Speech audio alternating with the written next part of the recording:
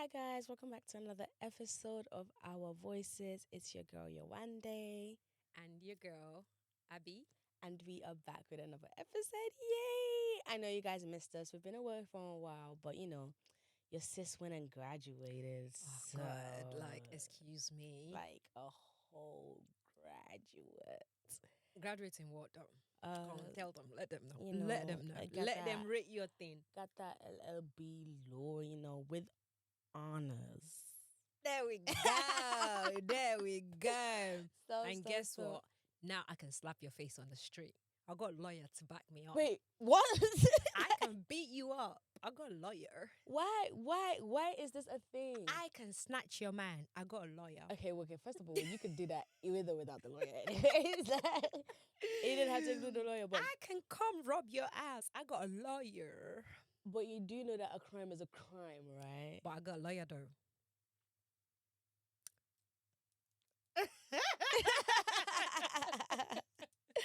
But no, honestly, like graduation day, let's talk about it. I know. Let's talk about it. Like as if I'm not gonna lie, that it was so emotional for us. It was very emotional for I can't stop us. grinning. And Allah Mubarak, I'm just grateful she did it. Like she did it, you did that. Yeah, and that walk was real quick, real cute.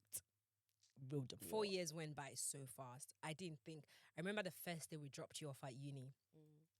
And the way we were all crying like a baby that day. In the car, I'll never forget it. Because I was never expecting tears. We were literally all crying, me and all of your three siblings. Yeah. And Chris was wailing. That one was not crying. my That one was fave. wailing. Like I was driving back home and he kept going. Really? And I'm like, bro, I calm didn't know down. that. She's just gone to uni. We're going to see her next weekend. Because I literally came home probably every other weekend or something like that. Mm-hmm. But yeah. I think it's just because they're so used to you. They've grown up with you. So, and we are like a close-knitted family. Yeah, so literally. one of us leaving the house for a while is a bit, well, now we're used to it.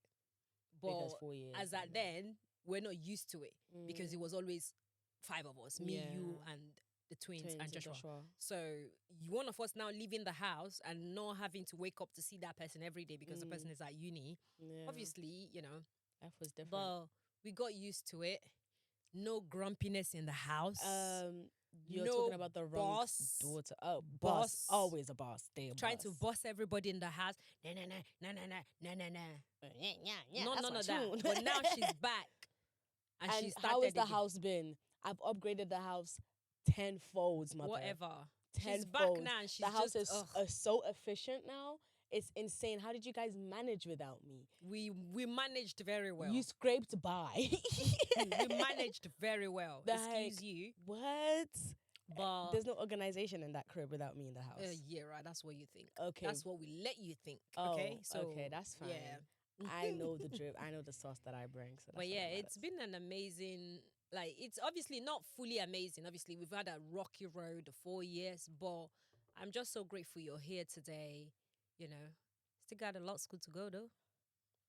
Had to throw that in. Next question. I had to throw that in. 'cause Anybody whose mama is asking them what are they doing next, just say, I thank the Lord, because that's a hefty question.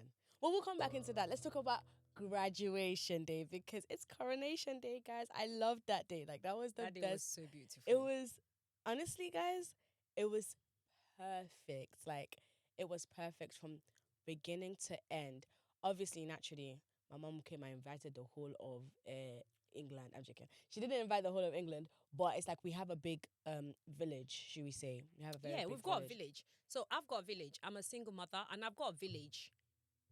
As a single mother, you need a village. Hopefully People need everybody village, everyone needs a yeah. village. But as a single mother, even if it's just 1 or 2 people, you need a village. So my village was with me and my village, was with me. your village was with you as well. Yeah. And my village saw me through thick and thin and, the struggles and everything. So it's only fair as they're there. Do you get it? It's only fair as they're there. And we had my nephews. from the United States came My around as well. cousins from the States came. Like, that was special because me and my cousins grew up in Nigeria when we were younger. Yeah. And You and Dimeji were literally twins. literally Just a twins. week and a half apart. And we all obviously left Nigeria very young. And then since then, we haven't seen each other because they're in the States and I'm in the UK. So it's two It's like completely over 15 years. Yeah, two completely different upbringing. Like, their lifestyle was so different to our lifestyle. So it's like seeing each other for the first time. Yeah. Basically for the first time, getting to know each other was just so special because it was like, wow, like someone from all the way across the pond, and we're family like this, and we like instantly Clicked. got along. Like, I really miss those boys. it wasn't no getting to know each other like, oh, so how was your date? No, it was like it just clicked, and you guys were on this. They were outside every day. Let me just say, my bank account is on minus 0.0000000 because zero.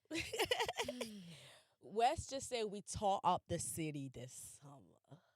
Like, you have your niece and your nephews from the States coming down. Like, yeah, we have to tear up the city. Do you know what I mean? Like, no, we my have bank to account. We have to show them You lot should have tore the city up from your own bank account. I mean, we did that too. Trust. All the bank accounts is full. But I feel like, yeah, just graduation was just great. But it was fun having them around.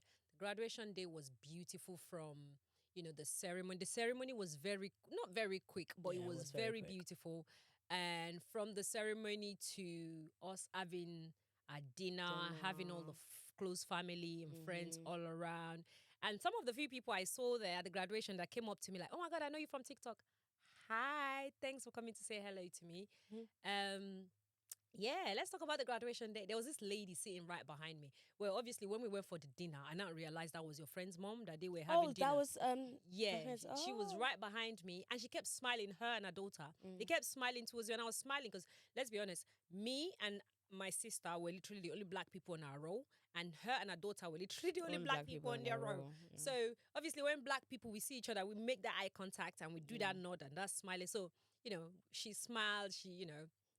And when we went for the dinner, she came to introduce herself to me. Well, our son brought her to introduce her to me. Like, and she was like, oh my God, I saw you. You look so beautiful. I was like, yeah, you look. We were wearing shine bubble. Oh, like, just to impress. Black parents. Like, we were all dressed up. And, me and her, we were even cheersing like, oh my God, we done a good job. Cheers to us, not just to the kids, to us, because goddamn, if you're easy running a child, sending a child to university and the child graduate is not a easy thing. But you know what? I'm grateful to God, Allah Mubarak, that, she done it. She did it for herself. There were ups and downs, I'm guessing. Oh. Some I knew, some she probably didn't want to tell me. She didn't want to share, which I like that she didn't share it because it will involve spending money. Anything with this child involves spending money. And I spend money to make money, man. So, Allah Mubarak that, you did it. Like, you did it. And for all single moms out there, I know it's hard. Okay? I know it's hard. Okay? From another single mom, I know it's hard. But just think of the long run. And one thing I did, which a friend of mine was like, send a video of your daughter's graduation to her father. So, obviously, you guys know I'm a single mom, right? So the father does not talk to her, contact her. And this has got nothing to do with me. Because some of you are ready to leave comments. You probably... No. She's 23 years old. She's got a mind of her own. Okay? And the father is a grown 40-something years old man. He's got a mind of his own as well. So it ain't got nothing to do with me. So a friend of mine was like, you know what? Out of curiosity, send the video to your dad. So I sent it to him. Like, I sent the video of your graduation to him. That's all I did. And... he saw the video and he went, oh, congratulations, ma. I'm thinking, well, like, as this guy hit his head on the wall, what is congratulations, ma? And he was like, oh, may God bless her, da, da, da, da, da, da. And I was expecting him to, like, call you, because I know you guys have each other's number, right? I was expecting him to, like, oh, okay, you know what? Let me try and use this opportunity to make amends with my child and call you and text you. And none of that. Instead, he was congratulating me and wanting to communicate with me. And I'm like, nigga, wagwan. What's going on here? And you know what? Allah Mubarak, as I've said, like, as a parent, you try your best. That's all you can do. And we're grateful. We've got a lawyer in our hands. We've still got some more to go, but stepping stone. And to everybody that graduated this year, well done. Congratulations. And I'm wishing you guys, the best of your new journey. And yeah, so how does it feel to be, I'm a meaning graduate? How does it feel to be a graduate? It's a bit mixed emotions. Obviously, I'm forever grateful and thankful, and just very happy that I've seen it through. But then it's also like, okay, so You're not a baby I'm anymore. not I don't Council have. tax is gonna come knocking very soon. Just putting it out there.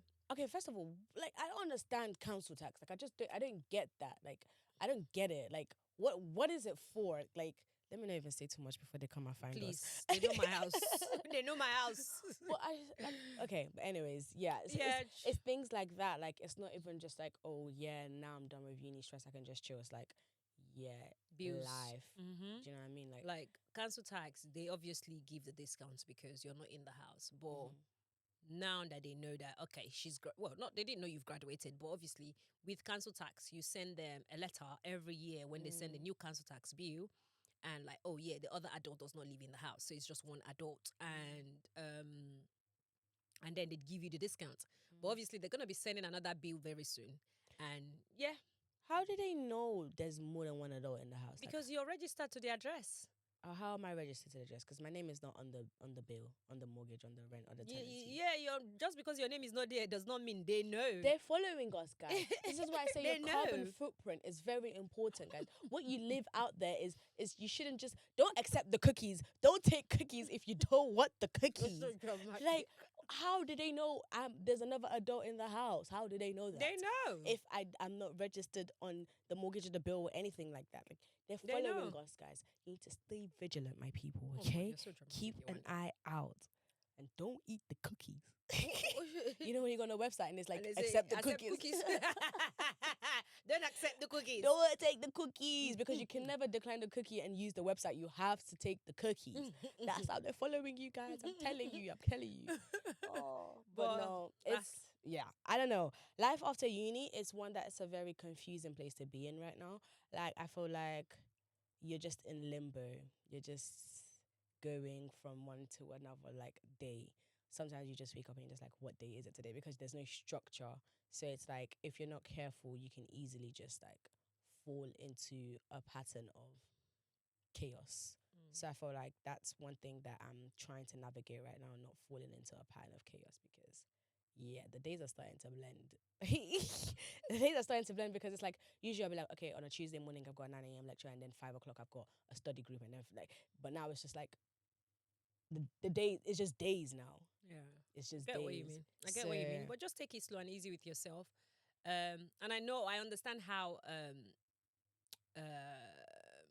frustrating it could be trying to find a job after you've graduated. Obviously I'm experiencing it with you right now. You've only just graduated 2 minutes ago. Literally. But you've been searching for jobs. But you can imagine other people that they've been graduates since 2-3 years, 1 year ago, how many months ago, and they're still struggling to get a job as well. And I don't understand this country for that one thing. Like, you want these kids to educate themselves, go to uni, but then you're not giving them jobs. So what are they gonna do with the certificate? Sell puff with it or what? Like, make it make selling sense. Selling akara on the streets. Pure water. Anybody like, pure water? Like, government, UK government, come on. I just feel like as well, it's just one of those ones. You not want your what's it called? Your student loan back? Do you? Do you or do you not? If you do, give them a job. Like, I don't get it, because it's like university is such a thing where it's like it's marketed so well. It's university is not a place of education, it's a business for the people who are receiving the money. Do you know how much tuition fees people pay? And then let alone from that, you have to pay for books and research materials. Even just to print something off in the library, you have to pay for that. It's not just, oh, this is the campus, you pay your tuition fee, the world is your oyster. Yes, I understand university. There's a lot of opportunities they have there. They have businesses that come in often. They have networking events. They have all this kind of stuff. There's so many opportunities at university, and that's another thing that like I'd advise for people to make sure they explore their university and use it to the maximum. Go to those career fairs. Go to all those meetings. Do the CV workshops. Do all of those stuff. But then at the end of the day, it's still a business because they want your money. Like if you don't turn up Money to if you lecture, make. do Everybody you trying to get? make money. If you don't turn up to your lectures, like that's on you. Yes, but then at the end of the day, it's like there's no system put in place. I don't think in an university for enough support. Yes, you have like your personal tutors and you have like there's people you can speak to about mental health and la di da di da. And yeah, all the time they're always like, oh yeah, speak to us about your mental. Come to us. Da, da, da, da. But it's like university is so independent to the fact that it's like it almost feels like you can't go to these people, even though they're saying come to us, come to us. It's so independent to the fact that you feel like you can't. Like there's so many people who dealt with so many mental health issues during first, second, especially third year, guys. Third year will grab you by the lips, and I don't mean your top lips, I mean your labias. It will Okay. drag you across the street, put you in quicksand, rescue you just to drown you again. Okay. That is very graphic. That is what third year does to you. Third year very is graphic. it's a very scary place to be. Like if you're not careful, you will drown in third year. Like if you're not careful, it's bad. Yeah.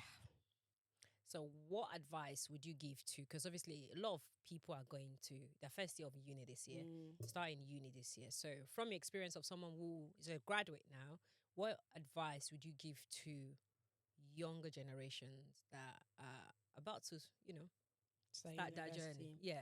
I feel like for me, what the things I did was when I got to university, I didn't just neglect everything else that I came to university with in terms of like my village back home, my family, all that kind of stuff, my morals, my own mindset. Because when you get to first year, you're gonna want to do everything because it's first year. Do you know what I mean? Like you just have to do everything. You're gonna go to the parties, you're gonna meet the new people, you're gonna get in some trouble, you're gonna this, you're gonna that.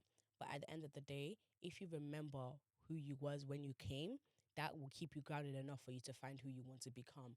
Because first year, second year, and third year, you're gonna meet different variations of yourself. So if you're not careful and you don't know where you came from, you're gonna lose yourself in the whole university process because it's very, very easy. Uni is a big place. There's many people from So, all what over the can place. people do not to lose themselves?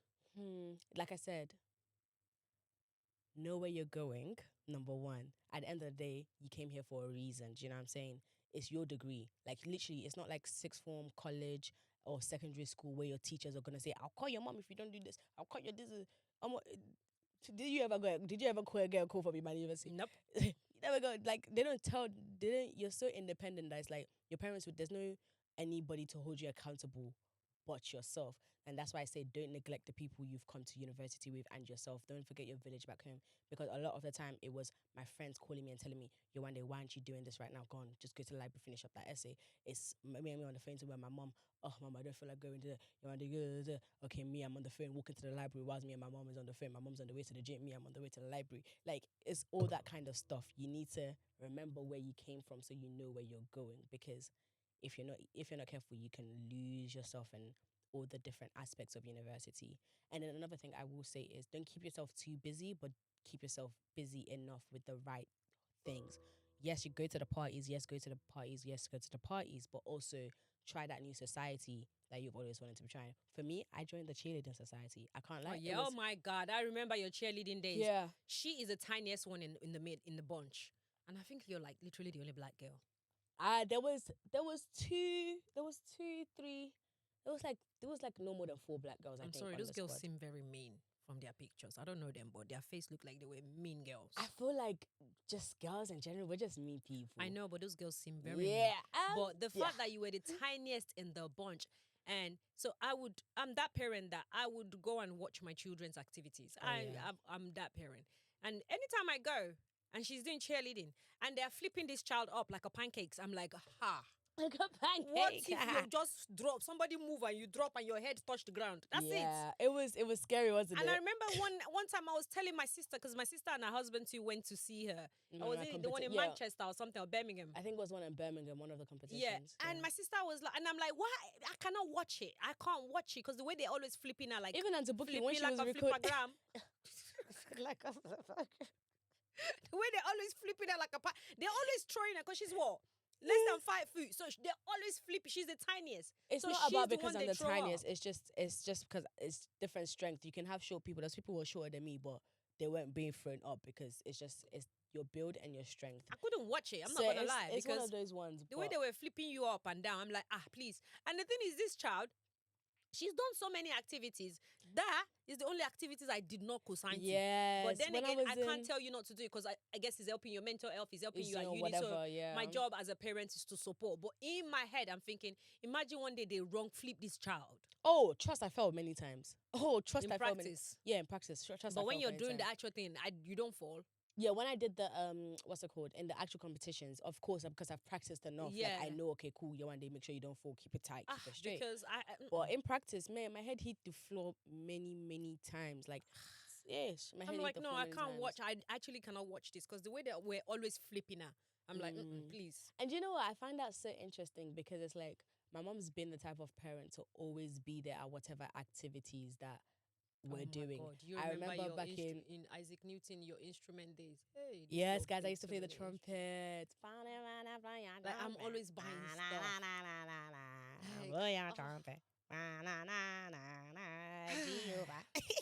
Yeah, I'm. You keep your kids very active, which is good because at the end of the day, people need hobbies. Hobbies is how you discover yourself. Yeah, like, that's so true. I discovered my love for music back in secondary school when we got the trumpets. I think they made you pay for those. I can't remember. I paid for it. Yeah. And So I remember we got when you that. had a problem with it that we had to go to one old man's place to fix the trumpet. I was like, that place was so creepy that day. I was like, hey, yeah, he was working out of his workshop in the shed. Yeah, in at the back shed. of his I house. was like, this is so creepy. Yeah.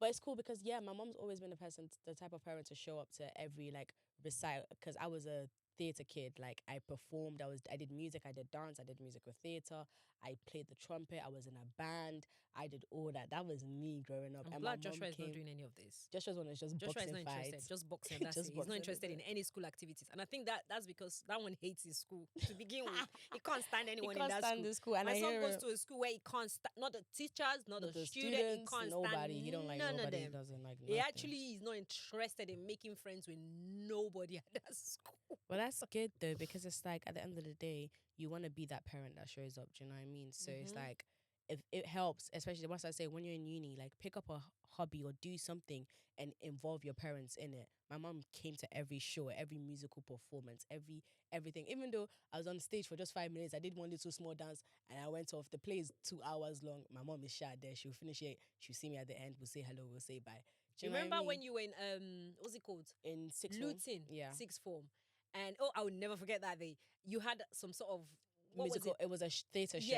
Yeah. And I was running late from work, so they had to take me to the booth media upstairs room. in the media. So when I got there, because I was running late, I was coming from work, but obviously I am that mom. I have to make sure I'm there. Yeah. So when I got there, she'd already told them my mom is coming. So they were like, that's fine. So they would take me to the media room. I couldn't sit where the audience were sitting because the play already started. When I got there, the teacher looked at me. I was like, hi, I'm Yewande's mom. She looked at me and she was like, Yewande? I said, yeah, Yewande. Are you sure? I am 100% sure I'm a mother. I promise you, I am a mother. And then she took me into the media room, because that's where I watched you that day.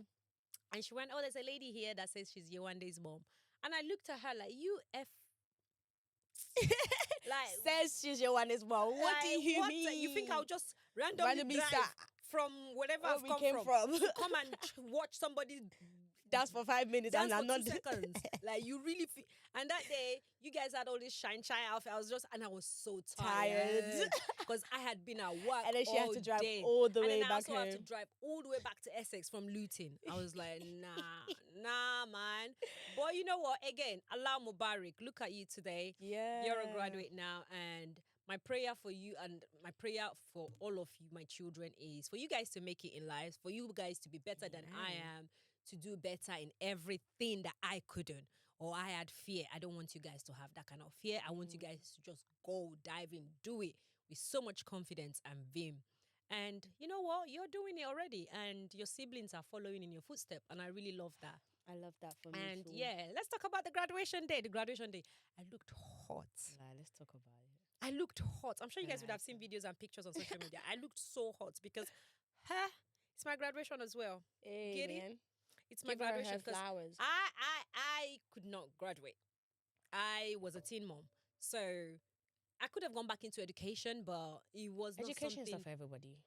It wasn't for me, number one. And number two, I became a parent at a very young age. Not like I'm trying to blame my child, but it was just, I just did not have the mental capacity for it. So I did something else instead. So watching my first child, go through everything I couldn't. Because I remember when I had you, a lot of people would put in my head, whatever you do is what your child would do. I was a teen mom, 8 and 16, 17. So people will put in my head like, that means your child too will be pregnant by 16, 17.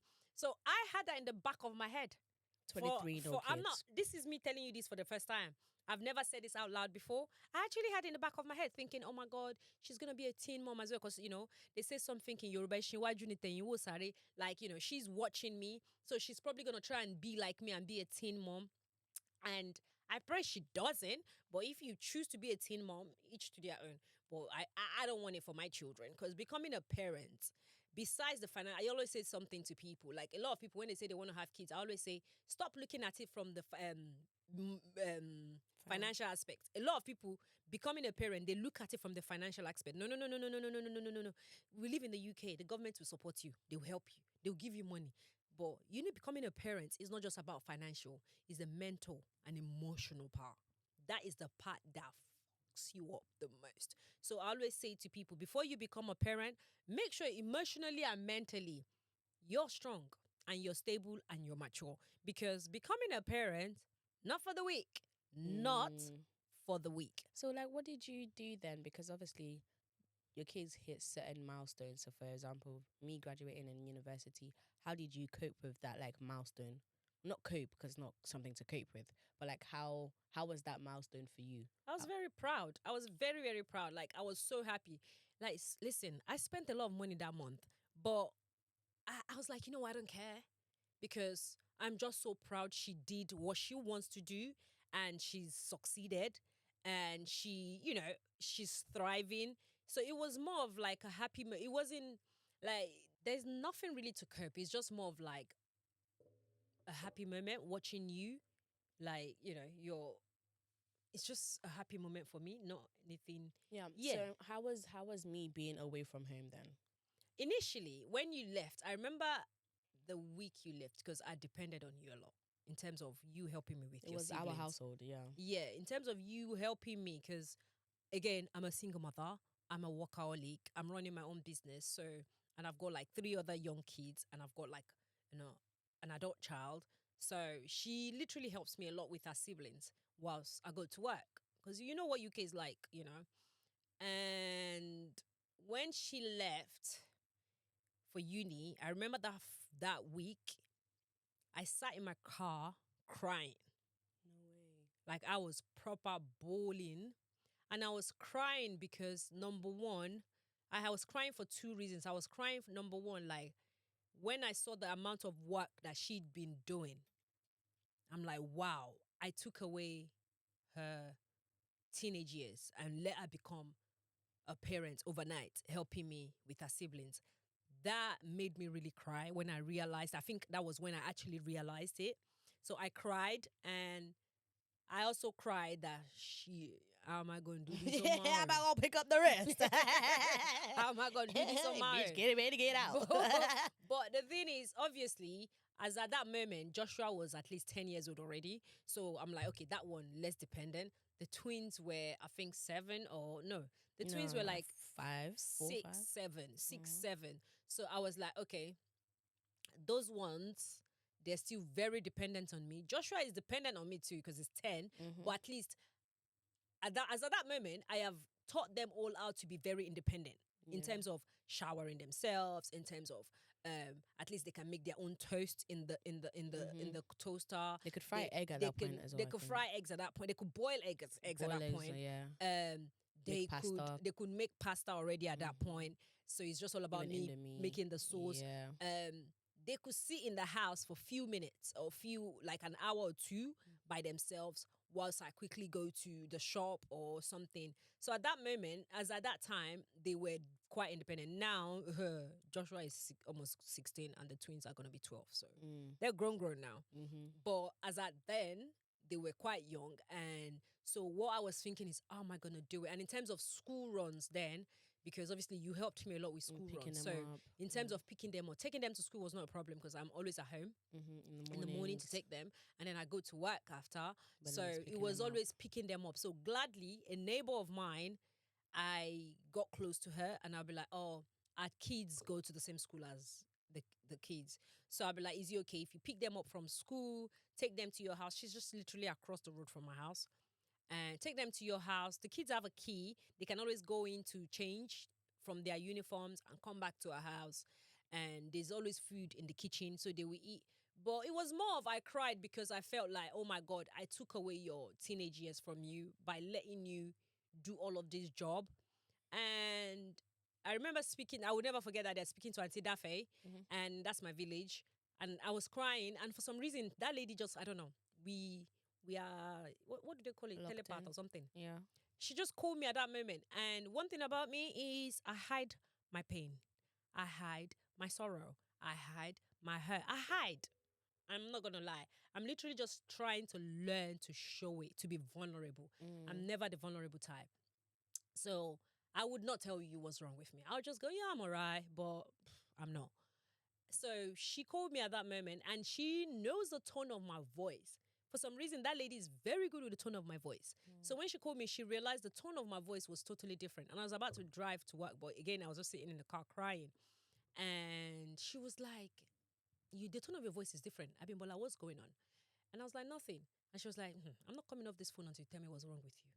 And I just busted out crying again. Like I was proper wailing.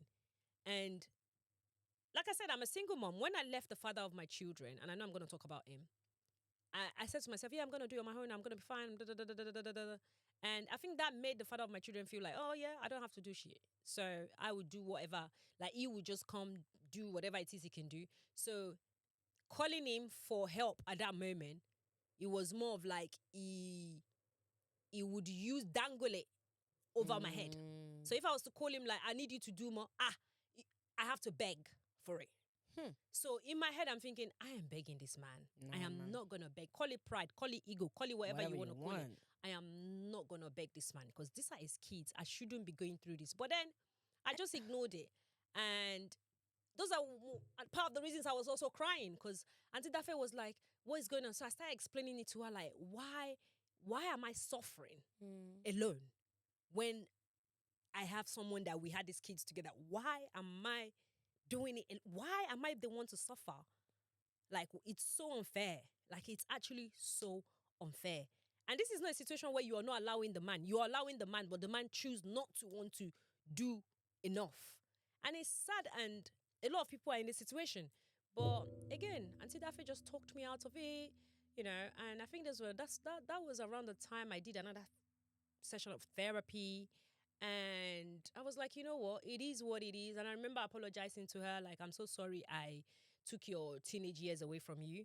And I just started working with what I've got. And me and the kids, and you know what? Your siblings are they're amazing kids. Like my kids, all of my kids are amazing. Like, they are not the type of kids that will just stress you out unnecessarily. Like, they're very understanding. But then that also comes with the fact that you communicate to them. So I let them know my struggle. I would say the only people that tend to see my struggle a lot are my children. I don't let anyone else see it. And I let them see, not because I want them to feel sorry for me, but because I want them to understand that I'm trying. So you guys need to meet me halfway too. So I think when I sat them down to talk to them about it, that's the twins and Joshua, I think they kind of like figured that, okay, you know what? Mom is actually drowning. So let's behave ourselves. Let's help her. So sometimes when they come back home from school, so sometimes when Auntie Nike picks them up, then that's the neighbor, by the way. and Joshua gets back home from school after them, because Joshua started secondary school already by then, year 7. So Joshua would text me, Mom, is it okay to go and get the twins from Auntie Nike's house and they can come home? I'll make them, oh, there's some stew in the fridge, I'll make them rice. There's some stew in the fridge, I'll make them pasta. And I'll be like, okay. And by the time I come back home from work late in the evening that day, they would have done all the dishes. They will probably be doing their homework or be reading or be watching TV. And sometimes if I come late, they always know by 8:30, 9 to go to bed. So I'm like, you know what? I'm glad I had a conversation with them, because then they tend to now start helping. But at the same time, I didn't want to put the pressure I put on you on Joshua. Yeah, to be. But then that's a good thing, because then he took that upon himself. But he took it upon himself wanting to help. But every time he did that, I would always try to like wheel him back. Like, Joshua, you don't have to. It's okay. Don't worry. Auntie Nike would, don't worry. And he'll be like, it's okay, Mom. Like, why can't I just do it? You're busy working. You're providing for us, Mom. So I might as well just do. And I'll be like, oh, that's so sweet of you. And it's still like that. He has this, my son is this person that, I don't know, he's such an old soul in a young body. Boy, yeah. He's 15 now, gonna be 16 in January. He doesn't act his age. He's actually such an old soul. Like, he's very mature for his age. So he still does it now, but that was how we kind of like done it. Yeah, and managed whilst I was that was how we managed. And every time we had the opportunity to come see you, we would drive down to come spend some days with you. Remember when we came to we did a your hostel? sleepover. We did a sleepover. I lived in a shared accommodation.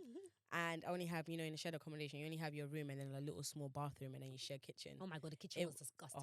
I lived with 4 it gives me the heebie-jeebies It was right disgusting. now. It was nasty. But we did a sleepover and the kids, we all enjoyed We ourselves. had fun. We went out, we went to do activities. Golf.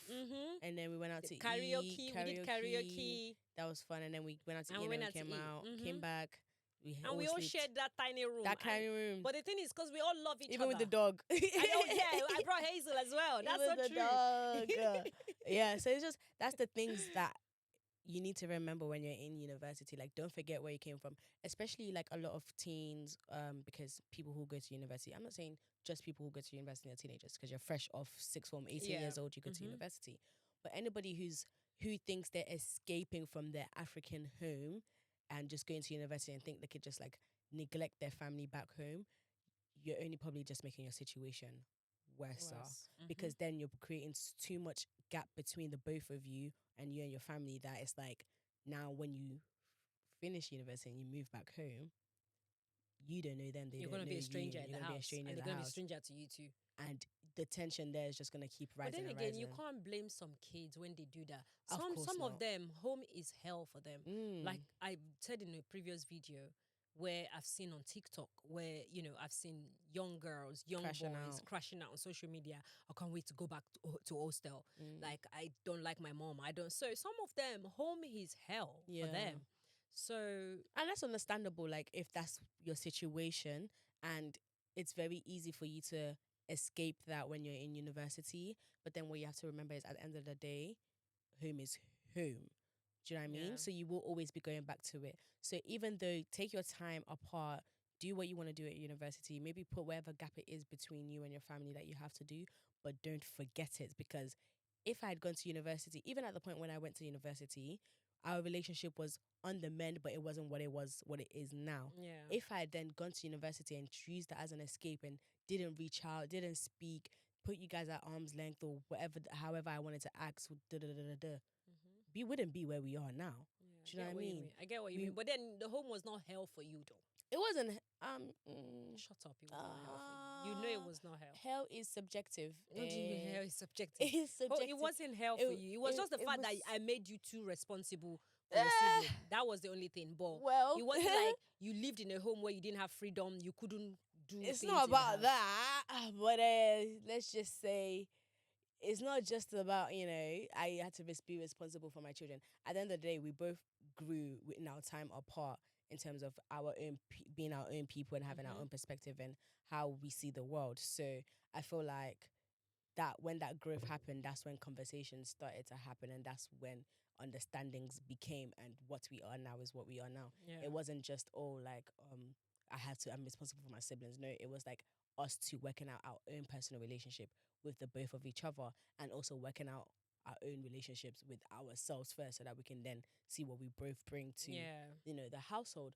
But that's what I'm saying. Like in those situations, even if you're not the eldest sibling or you're the middle child, whatever the situation is, and you're not responsible for any siblings, you're not responsible for any household chores. It's just home is terrible because your African parents have that African mentality and they treat you like whatever and da da da da da. Take your break, take your time apart, but also use that time to figure out how you're gonna mend that relationship, because at the end of the day, home is home, and not everybody is so fortunate to, after university, secure a graduate job that relocates them somewhere that they can move out by themselves. And especially in this times, in this recession that we're in and this cost of living, you don't even want to move out yourself, because when you move out and you start paying water bills, you're gonna feel it and you're gonna say, ah, wow, I should have stayed in my mother's home. So just remember that, yeah, you're the way you are now, but at the end of the day, like, you're gonna go back home. So don't forget your family before you go back home, because yeah, you don't want to go back to the situation you was in. I feel like the home I left when I went in university is not the same home I came back to after Yeah, graduating. there was a lot of growth. There was a lot of growth. So it's Yeah. like, and I feel like that growth happened because we made sure to put in the work even whilst being separated. Because yeah, distance makes the heart grow fonder, or whatever they say. Girl, why are you acting like you're in love with me? I do love you, mama. Oh, shut up, man. The apple of my eye. I'll poke that. I'll poke. You know it's true, you know it's true. But no, genuinely, like the time, I feel like what didn't help our relationship whilst we're trying to grow ourselves and find who we were and heal from whatever past that we have and all that kind of stuff, is constantly being in each other's space at the same Yeah. time. Like that was a lot to deal with. So the moment that I was like, you know what, I went to a university. I picked a university that was far enough, but not too far that it will make me forget my family. If I now went to like Liverpool or Manchester or da da da, I would not be home every other weekend. I know you guys will see me Christmas, Easter, and then Christmas again. But because of the proximity of where I was able to come home enough that, yeah, even remember that time I was at university, we all meet up in central London and we went to Chinatown to try food and stuff like that. Me and and then, you, yeah. Yeah, we went to and I was Chinatown. like, she knows everywhere. I'm like, I know how do everyone- you know this place? You because- are at uni. But this year was outside. I was at uni, not university. Oh, dear. It's a two distinction. I was at uni, not university. So yes, and that was fun to do. We took ourselves away from our household and met elsewhere and did things we both like. Everybody in the And that family time, is me a and you met at foodie. O2 as well. We went to eat. went we to went for like brunch. Yeah, do you know what I mean? Like we So it was did always we meet things. with you.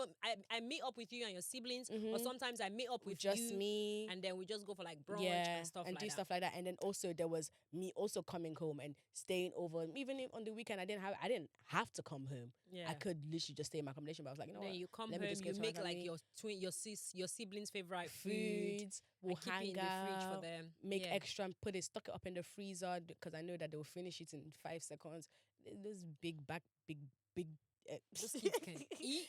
Don't let me I'm, start like, I cussing always them. say, yeah, I'm just so grateful we're a family of athletes. If we're not, we're gonna be we'll so be fat. so big. We'll be huge. We'll be huge in my household be because the way we all huge. eat is not normal. It's actually criminal. Like the way we, even up until my little daughter, that one is the one that eats the most. You see that tiny girl? She can make 20 ramen noodles and finish Finish it in one spot. And then still she have just- cookie and ice cream afterwards. She because just she wants inhale something it, sweet. smell it, and that's it. The bowl is empty. For real, so. But because we're a family of athletes, like everybody has these activities they do. Yeah. So that way we're staying in Fit, shape and yeah. fit. And that's good. But yeah, like literally, honestly, that's the biggest thing with going to university. I feel like I wasn't necessarily felt like I was escaping anything, but boy, was it good to have space and then work on myself and the relationship from there. Because at the end of the day, I knew in my heart that I never wanted it to get to a situation where I'm like, oh, disown my mother. I don't want to ever have anything to speak to her. Oh, my mother is my mother. Like, I may not like her right now, but I sure do love her. So at the end of the day, it's getting to a stage where you actually like each other. And that's where that's one thing I knew I wanted to focus on whilst being at university, because if you just allow it to keep going, you're never going to get anywhere with that relationship. So yeah, girls. Don't forget your family when you go to university, guys, because at the end of the day, they're the people who got you to where you are. And That that's what's part. tea. That part. And to parents that, well, from a parent point of view, to parents that their kids are going to be going to university this year, I would say try and mend that relationship with them when they go. Like, reach out to them regularly. Try to make sure you're in their life. Because one thing I've noticed about this generation of kids, they're ready to cut you off, especially if you're a very toxic parent. So be self-aware enough to know that you're a toxic parent. Sit with yourself, seek therapy, seek God, whatever it is you can seek, whatever religion, spiritual, whatever spirituality you follow, seek it, and then be patient with yourself and reach out to your children too and like try to make amends, because you don't want to carry a child for 9 months. Go through, well, how many hours of labor? Only for you to say you don't want to speak to that child. Except that child is a demon. Like, dead ass. Like, scary child. Then understandable. But if it's just a child that is growing, trying to figure him or herself out, just be patient with them. Try and understand them. Try and, draw your boundaries. Make sure you have boundaries with them. Oh, boundaries is so important. That's one of the things I learned when she left the house. I learned boundaries. And have your boundaries, draw your boundaries, but give them time to, give them time. Give them time. That's what I would say. Check on them regularly. And university is not cheap. Even if your child is getting student loan, you're still going to be supporting financially with one way or the other. Student loan ain't nothing, bro. Student loan is They not don't even enough. cover rent. It doesn't cover. So you're still going to support them one way or the other. So if you can, do that as well. And to the parents that they wait on their children's student loan to share with them, shame on you. Shame on you. I'm going to call you out because I've seen that a lot on social media. That's crazy too. I'm telling you, they be taking money from their children's student loan. Shame on you. And please, don't say, oh, you don't know our struggle. You came to this country decades of years ago. And you came here to give your child a better living. But then you're taking a student loan or a student loan. Shame on you if you're that. Except if you're like a disabled parent that, you cannot. Even then, Even the government that, gives you the government development will checks. still support you. Cut your coats according to your size. Stop Don't- sending your money back to Africa Africa to go build and a house. house. Don't do that. Well, one thing I love about your generation, you guys don't care. You're not even going to give the money to your parents. But that's anyways. the thing, though. Even though we don't care, like at the end of the day, if you genuinely see your parents are struggling, as you know where you come from home, you know they're struggling, and the little that you give them from your student finance really does go a long way from there.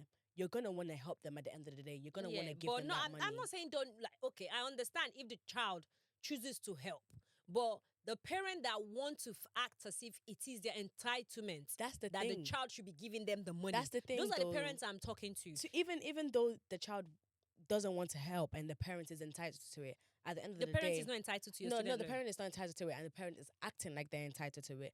At the end of the day, as the child, you're gonna want to give it anyway. Yeah, but then that's what I'm saying to those parents. Shame on you. Shame on you. You shouldn't be entitled to your child's student loan. They're gonna pay the money back. It's not free money. It's not free. Because a lot of people actually think it's free money. It is not free The money. day after I graduated, they have already started emailing me talking about repayment It's not free scheme. money. So some parents that do that, a big shame on you. That's not good. I'm gonna call you and draw your ass out because, come on, a lot of us African parents, here in the diaspora, we left our country to give our children better lives. And when I hear parents say that, and then when I look at the life of those children, I'm like, bro, you're not even giving them that better life, but you traveled abroad to give your children better life. But then every little money you have, you're sending it back at home to build a house. You're sending it back at home to your own granddad, your uncle, your dad. But then you and your children and your wife, or you and your husband, you're living in a dirty, unkept apartment because everything you own, you're sending it back at home. Shame on you as well. Shame on you. I'll call you out. Shame on you, man. It's not good, and I just don't understand, like, why do those parents feel that entitlement to their kids, even if it's not just student finance, it's maybe their kid is making some kind of money somehow. They have a job or whatever. Maybe they work agency and they get small money. Whatever the situation is. Why do those parents feel entitled to that money, or those type why of do parents? they I'll feel never entitled to some money understand. from their Like, kids? I was at work on the 30th. I don't know what day that is, of August, and the lady that we were working together, the hairstylist, she was like, we're talking about, oh, your daughter is back home from uni now, so has she gotten a job? I said, no, she hasn't, but she's been applying for jobs, so hopefully she's going to get something very soon. And she was like, oh, so that means she's going to start paying bills and rent soon. I said, why would my child pay rent? I said, besides council tax, she's not going to pay any rent because I am paying the rent before she left. I'm handling it. So I'm handling it before she left the house, after she left the house. So why do I need her now to move back into the house to now pay the rent? It makes no sense to me. If she chooses to support me herself, like, oh, mom, I'm making £5,000, I'm making £3,000, I'm making £2,000, I want to give you this £100 towards whatever. Okay. But I would not sit down and go, oh, you need to be giving me, besides council tax. Because council tax is the only thing I will make you pay. Council tax. I Let me will find make you pay for that. And the reason I'll make you pay for that is I have a budget every month that I pay towards my bills. I am not adding your own extra council tax to it. But then again, you will pay the council tax once you have having a job. Once you have a job, yes, pay your council tax. Other than that, food is going to be in the house. I will continue to do the same shopping I do. I'll continue to pay the same bills I've been paying. If you are not happy with the food in the house, you want to now go and buy. Chicken, I'm not going to question. I'm not going to ask you, but I'm not going to go, oh, my bills in a month is £4,867. Can you be giving me £2,000 towards it? No, I'm not going to do that because you know what? I have been handling these bills before you left the house to go to uni, after you came back from uni. So why do I need to now? I've been handling these bills before you went to uni at all, while you're still living under my roof, while you were in secondary school, while you were in college. And then after you went to uni, whilst you're in uni, I was still handling all of my bills. So why do I need to now take the money off of you?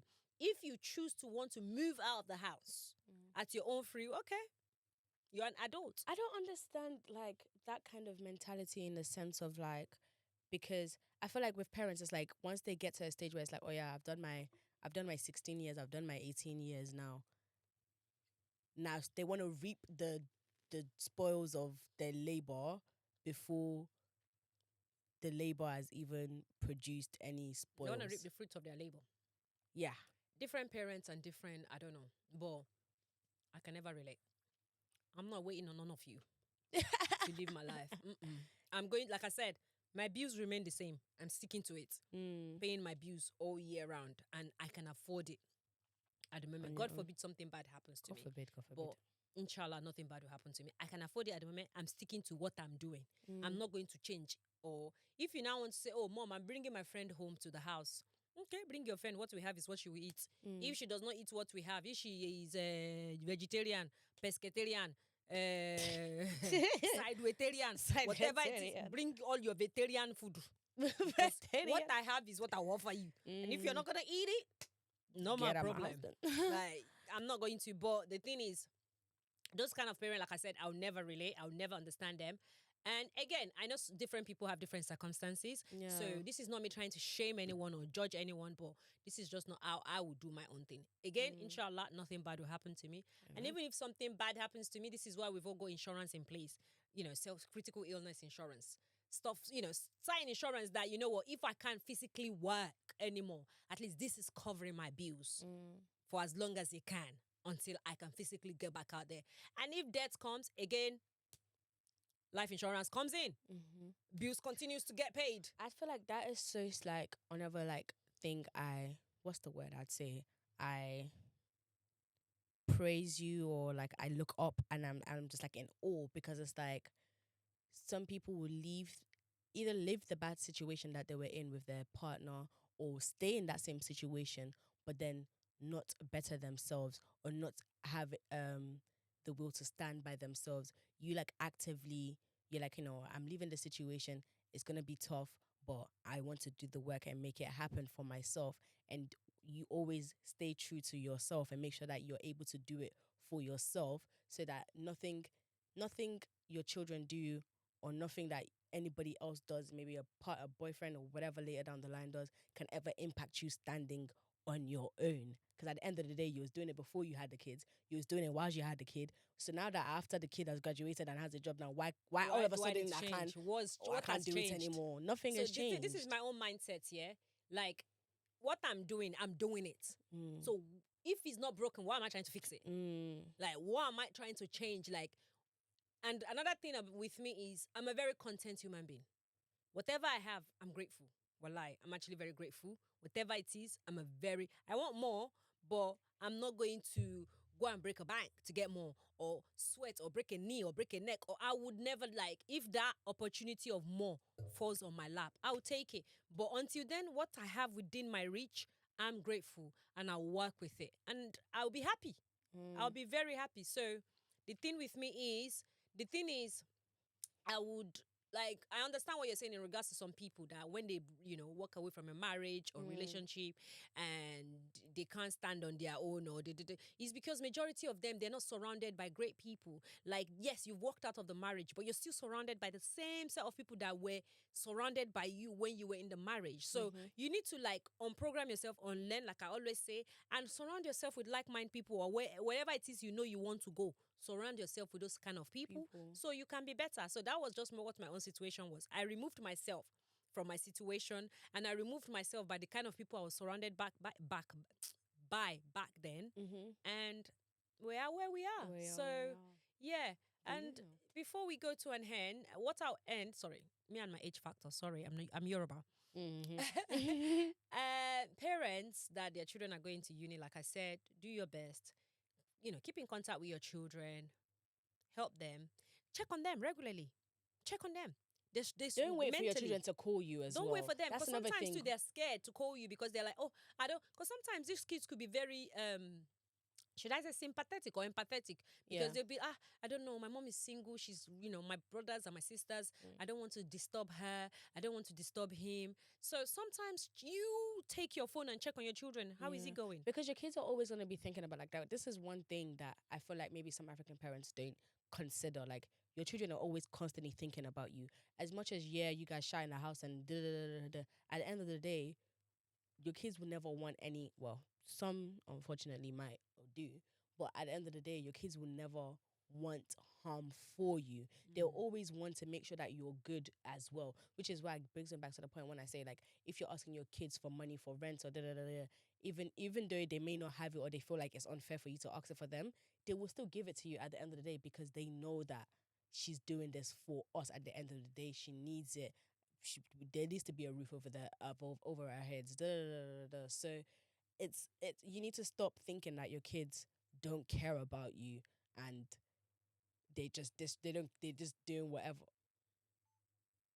You need to stop thinking that your kids don't care about you and they don't want you to be well too, because it's like, they're your kids at the end of the day. So reach out to them. Like, I don't understand why you wouldn't reach out to them and make them, like, make it known to them that you also care. Most of the parents, I feel like it comes from a place of pride and ego, because Africa, again, we're gonna go back to African parents. African parents believe they are older, they are elder. So I should not be reaching out to my child first. My child should be reaching out to me. But you need to understand, it's 2025, man. Like, it doesn't matter. This is your child that you birthed out of your own body. So come on. You want your child to do well. And mental health is real. These kids, they do tend to struggle a lot mentally. They do. Like, even you as a parent, even as African, don't tend to understand this mental health of a thing. I need to stop doing it. They don't understand this mental health of a thing, but your child is at university, in a new place, in a new space, trying to, again, like she said, it's independent learning. It's very independent. A lot will be going through their mind. And then this same child is also thinking about home that he or she has left. So reach out to them. Reach out to them. Don't let ego or pride get in your way. Yeah. And so that's all we've got to talk about for today. Just, again, we've only just come back after a while because we've been away for this one's graduation. We've been having fun this summer. I know. I've been having fun. I'm not even gonna lie. We meet outside. I've been having this 2025 summer. It's summer like no other summer has ever summered before. I've lived my best life. Oh boy, did we have a time last night. Okay. That's much. Shut up. Now, too much? Too far? Oh, I don't know what to use. Shut up. Yeah. But yeah, guys. Honestly, anybody who's going to university this September, congratulations on getting your places. I hope you're in your dream colleges and university. Even if you're not, make the most of it. Enjoy your time in university. Do not isolate yourself, because it becomes very lonely and very sad very quickly. and reach out to your family, have fun, but not too much fun because it's not uni anymore. It's university, guys. Let's be hitting them books because wait, when those exams come around, oh, you feel it. But yeah, thank you all so much for watching this episode. So now we're gonna go into reading our dilemmas, as we always do. Every episode, we tend to read out a dilemma. We get viewers to send us their dilemmas, and we tend to go through it and read one dilemma per episode. So we're gonna be reading this episode. I'm sorry, episode dilemma today. And since we're talking about mental health and all of that, we might as well read this episode. So, this dilemma. So, it goes this way. In your recent video, you've been talking about mental health, and it's really resonate with me. Right now, I'm going through a really difficult time mentally. I don't dare talk about it with the people around me because I don't want to feel like a burden. Everyone already has their own problems, and I don't want to be an extra one. So I was wondering, how did you find the strength or courage to open up and talk to someone about what you were going through? Wow, that's powerful because one thing mental health, how mental health gets you is you already feel a type of way about a situation, and then it makes you isolate some more when you're already isolated and thinking that. And then that's how it manipulates your mind to thinking nobody cares, blah, blah, blah, blah, blah, blah, blah. And you then dig yourself into a bigger hole. One thing that I found that helps, and it goes back to what you said, Mama, about like just finding it really hard to be vulnerable because it's very hard to be vulnerable. But one thing that's helped me is noticing the people that I'm going to be vulnerable to. Don't just be vulnerable to any Tom, Dick, Everyone. and Harry. No, Do you know what you I'm can't saying? be. You can't be. You know your circle, you know your village, you know who you could possibly talk to. If it's a thing where you don't feel like you could talk to those people, then that is what the issue is. It's not an issue with you being vulnerable, it's the issue of who you're being vulnerable to. And then you can go for them. But then also there is an issue of being vulnerable itself. If it starts off with you talking to yourself, I talk to myself a lot. I think it's a good thing to talk to yourself. I it talk to is. myself too. I talk to myself a lot. I process things out loud a lot.